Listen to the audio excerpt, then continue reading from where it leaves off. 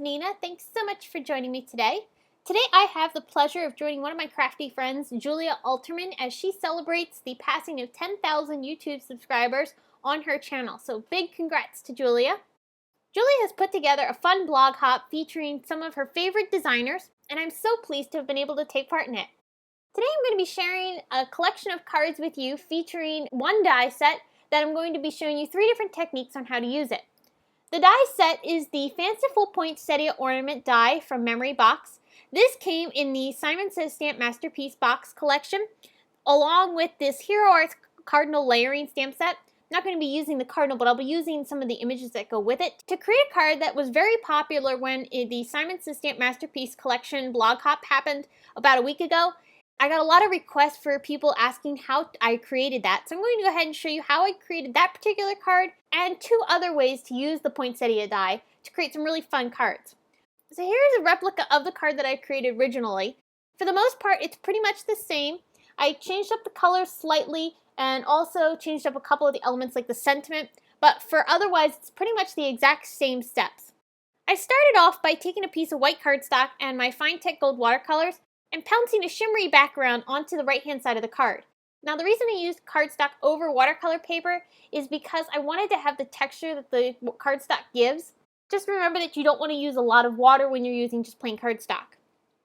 Now to create this swatch of gold watercolor, I am using watercolor paper for this. This is Strathmore Bristol Smooth Paper. I'm putting down a really thick coating of the gold color, and I'm also going to be creating a swatch of red using my Winsor & Newton paints, as well as a swatch of green. These swatches are what I'm going to be doing my die cutting with. I'm going to be die cutting that poinsettia ornament from these swatches that I'm creating to create the colored areas on each piece of the die. So in this particular case, it's going to be the gold for the ornament itself, and then using the red and green, I'll be creating petals and leaves for the poinsettia that'll go on top of the ornament. So you can see I've just done some very simple washes, and then I've added some texture using some splatters of paint. So here you can see the swatches all ready to go. I'm getting ready to die cut them here. You can see I'm laying the ornament onto the gold swatch, and then I'll be grabbing the poinsettia die itself and cutting the red panel first to create the flower petals, and then I'll go ahead and die cut the green swatch because I'm going to need one of the petals to be the leaves for the flower. Once I've removed them from the Big Shot, I'm going to go ahead and pop them out with the help of my Tim Holtz Tonic Craft Pick. I really love using this pick to help get the paper out of the dies, so especially with a really intricate die, sometimes they have a tendency to stick inside the die. So here I'm getting the ornament topper popped out, and I'll go ahead and pop all these out until I have all of them ready.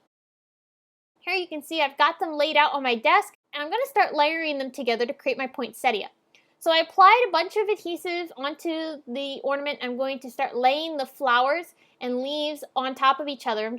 I'm also adding a dot of glue into the center, and I'm not adhering down any of the other portions of the petals just because I want to make sure I don't have too much glue on such an intricate die. I'm also applying some glue along the top portion of the die, and that's going to hold down my ornament topper. Now I also wanted to add a little bit of bling to the center of the flower, and I'm using a little gemstone here. This is a nice medium tone of gold that I'm just gluing down right in the center. These are very similar to the Hero Arts gems. I don't know what particular company these were made by, but they're very similar. Now I'm going to go ahead and start stamping onto the background of this panel here. I'm using the Cardinal Layering stamp set to do my stamping because I really loved the tree branch and the pine needles and some of the other smaller elements that are included in the stamp set. This is perfect for kind of stretching the use of your stamps. So in this case, I'm not using the cardinal, but I'm making use of all the other elements that are included in this set to create this really gorgeous card design. So I'm making up the tree branches with some Cup of Joe ink from Hero Arts. I'm also using some of the smaller branches and adding some extra detail to this background. I'll go ahead and ink that up. And here I'm using my MISTI stamping tool to get all of my stamping positioned correctly. This really helps out. For the smaller elements like these berries and also the pine needles, I won't be using the MISTI just because they're so small and I'm going to be moving them so much as I'm adding these to the background that it was a lot easier just to pop them onto a block. So I'll keep adding these little elements onto the background. I really love how the light green and the dark green pine needles add a little bit of interest to the background. This helps give it a little bit of variation and not be so similar throughout the entire card. If you don't have multiple ink colors, you could also recreate this by doing a second generation of an ink color that you do have. So say for instance, if you wanted the darker green and then a slightly lighter, just stamp the darker green first and then go ahead and stamp it again without re-inking onto your paper, and it'll go ahead and have a lighter impression of that green color. So now I'm getting ready to stamp my sentiment. I'm going to use my Misty stamping tool again to do this. You could use whatever stamp positioner you prefer. I'm going to ink this up with some Simon Says Stamp Clear ink and press that down right there along the left-hand side of the card. Now you'll also notice that I was stamping over top of that scalloped frame from Pretty Pink Posh. And the reason I did this is because I want to pop that frame up off of the card design, but I don't want the background design to be broken up by a white cardstock frame. So in this particular case, I actually stamped over top of that frame so that way I could go ahead and keep the design of the background continuing without having a white area breaking it up. I heat embossed that sentiment using the gold embossing powder from Ranger, and now I'm just popping up that frame off of my card using some foam tape. I really love how this adds a lot of dimension to this card, and it's a very simple thing to do. I really love how this added such a nice interest to the design. Now the next thing I want to do is I want to add a little bit of dimension to my ornament. So I'm taking a bunch of white cardstock ornaments that I die cut using that same ornament die, and I'm going to layer these all together using some liquid glue. You could run these through a sticker maker or anything like that, but I didn't have my sticker maker out, so I'm just going to go ahead and run some adhesive all along the areas of this little ornament, and I'll just go ahead and layer them one by one on top of each other. When you're doing this, if you're using liquid glue, just make sure you don't use a lot of it so it doesn't squeegee out. Here you can see a close-up of the dimension that you have from that ornament. You can see it really gives this a little bit more of a sturdy feel, and it has also a little bit more of a dimensional look.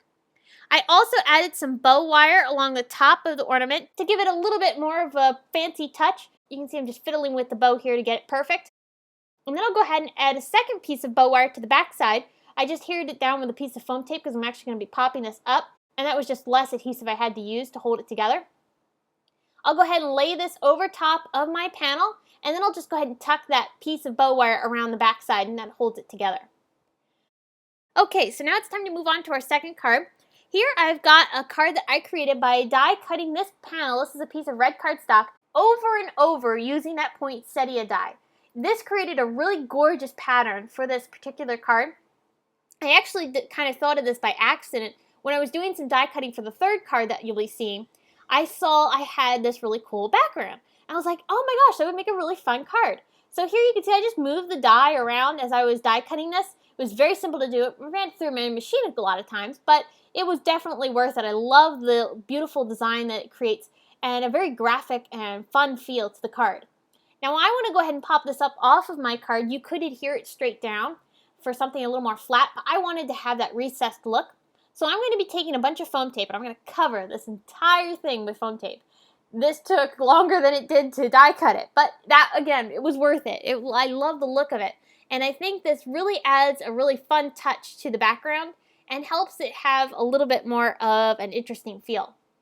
So I'll go ahead and make sure I get this lined up perfectly. I decided that the best way to do this was to lay my card onto my desk and then line everything up along that edge, and that'll help make sure everything's lined up perfectly.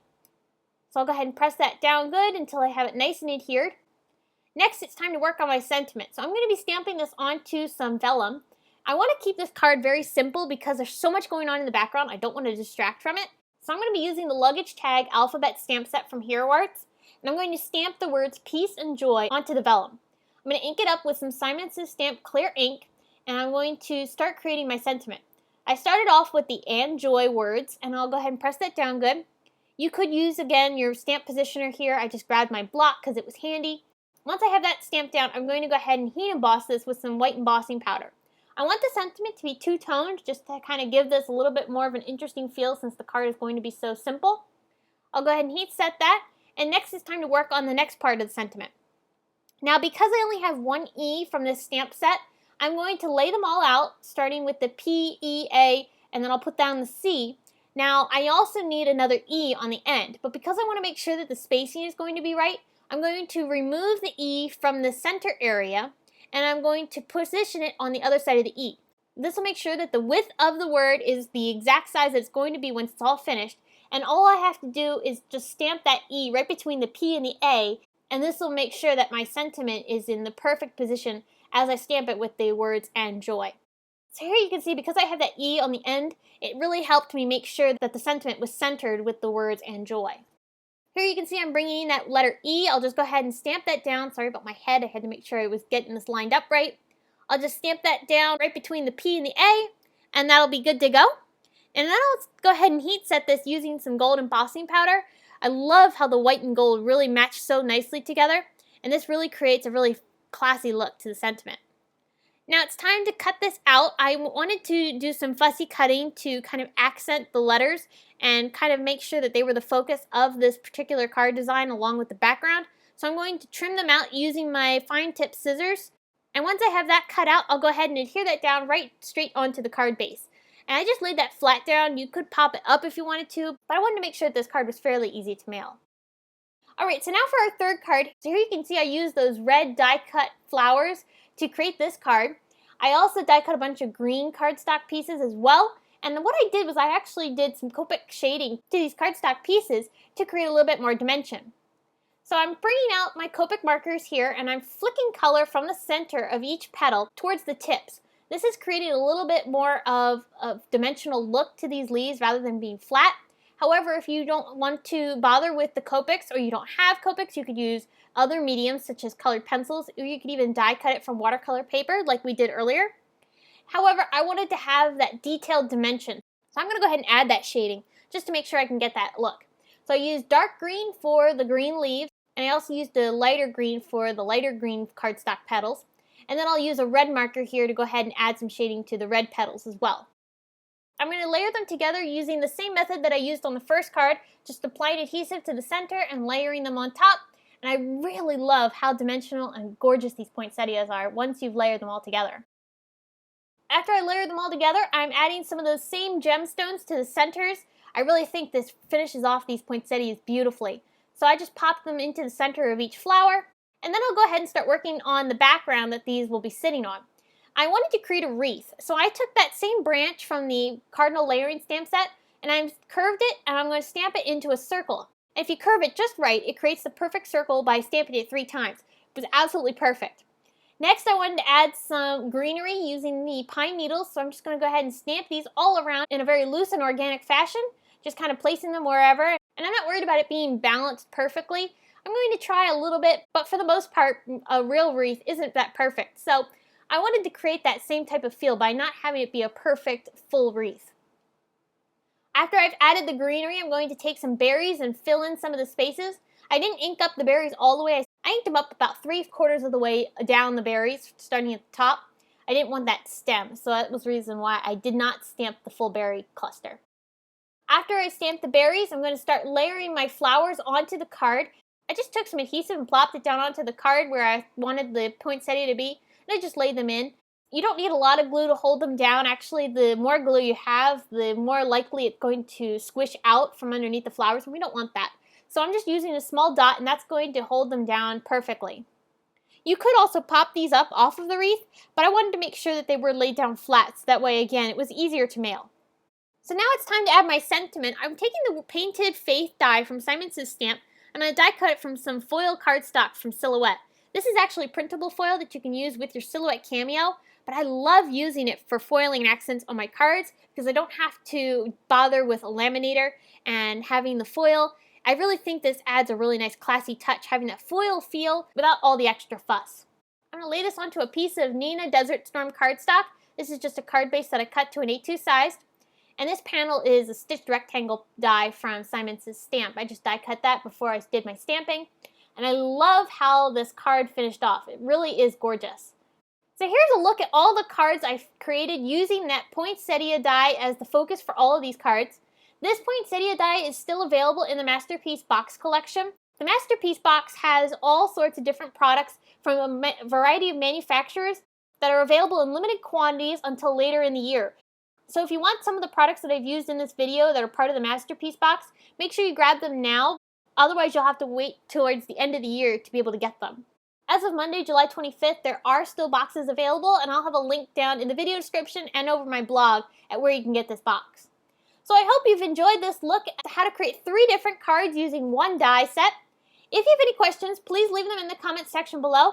And head on over to my blog where you can get more information on Julia's 10,000 YouTube subscriber blog hop.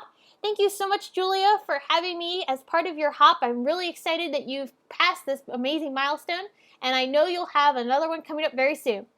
If you enjoyed this video, here's another one you might like featuring the Masterpiece Box Collection.